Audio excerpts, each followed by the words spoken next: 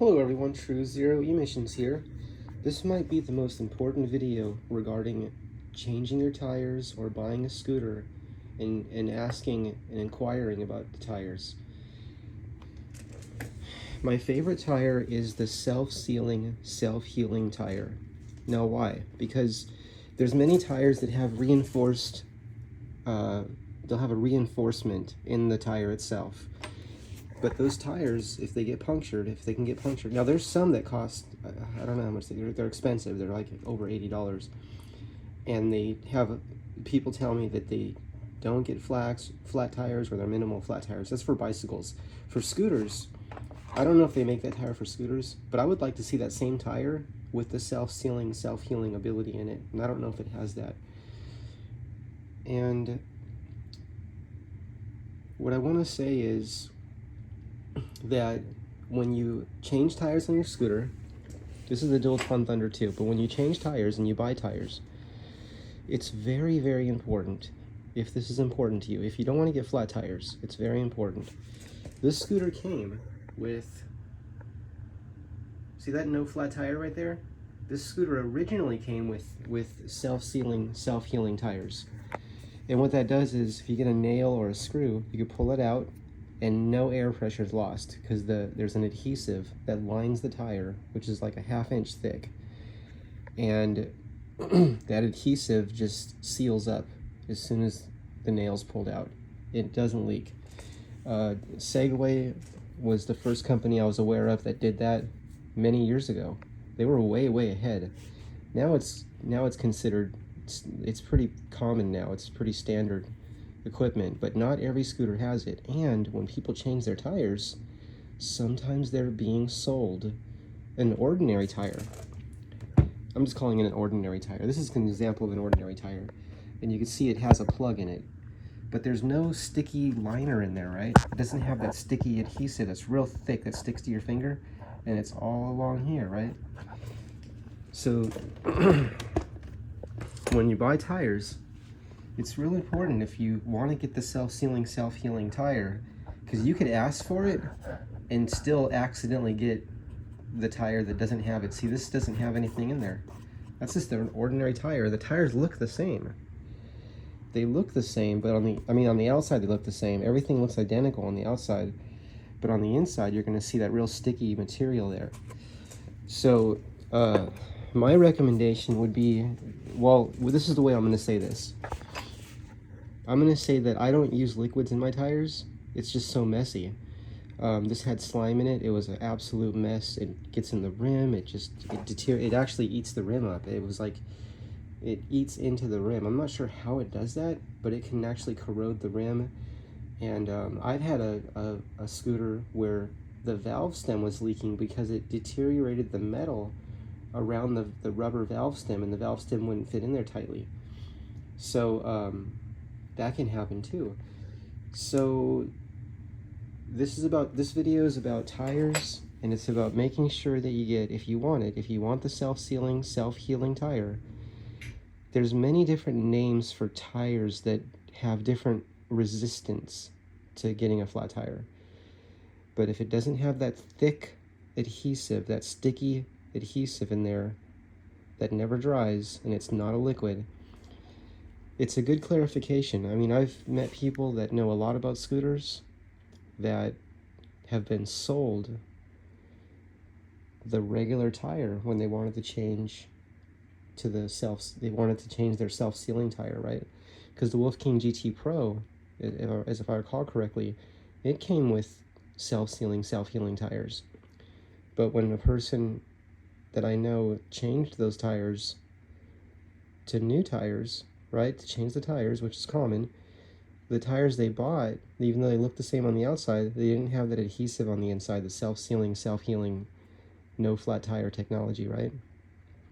So now they have to take those tires back off again and put the new set back on. And this is something I've seen many times. So it's just a mistake. It can happen. The people selling you the tires can make the mistake. They're not always necessarily looking inside the tire, or they may not even know about the adhesive in there, the liner. they just have heard the technology, but they may not know what it looks like. That's possible. I'm not you know, and then I'm not sure, but then it could also just be that people are so busy that it can be overlooked.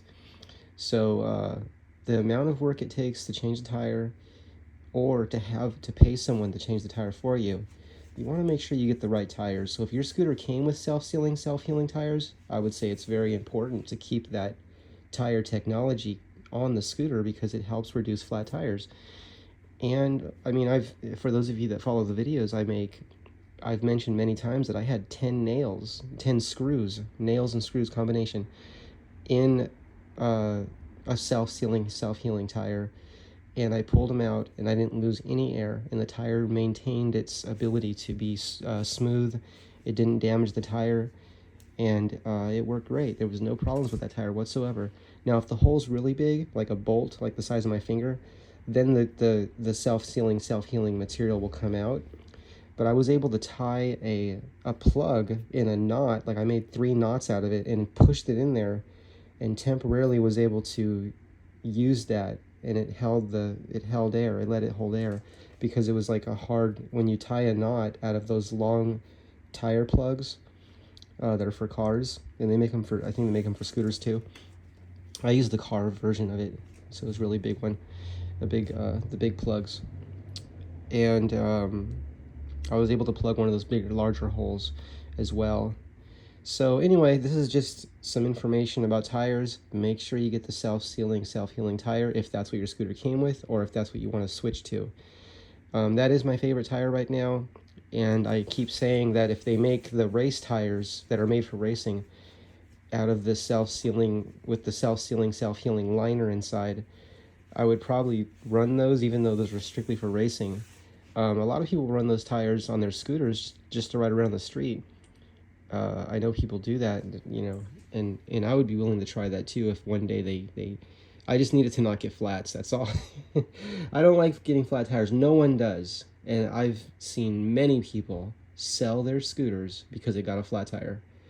That's very common. They just don't want to bother with it. The amount of work it was to change this tire, and I've done it a few times on different scooters, it was just unbelievable. I don't even know why I do it. It would be so much less work to just pay the mechanic to do it, even though it may take a while because they're backed. The scooter shops are backed up, right, with work. But if they could do it in a day, I think I would do it. But if it's going to take days, I'd rather just try to do it myself, right? Even though it's going to take me a couple days too.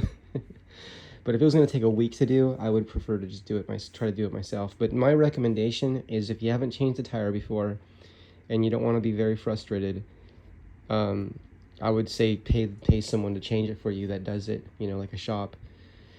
Or if you can just get the rim, like the Dualtron Thunder 2, the rim can come off, and I could probably buy the tire on the rim already and then just unbolt this rim from the motor and then put the new rim with the new tire on it. That's another way of doing it.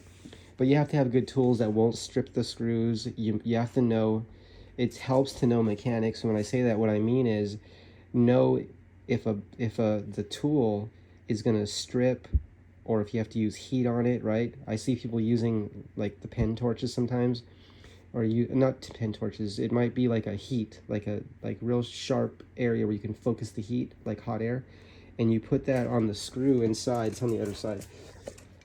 That allows, I'll show you where that is.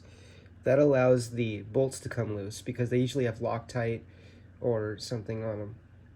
What I would do is go beyond that, which is I'd heat it up. I'd heat the bolt, that screw up right there, that bolt. I would heat it up in there to loosen it. I would heat it up, and then I would cool off the head because heat expands, right?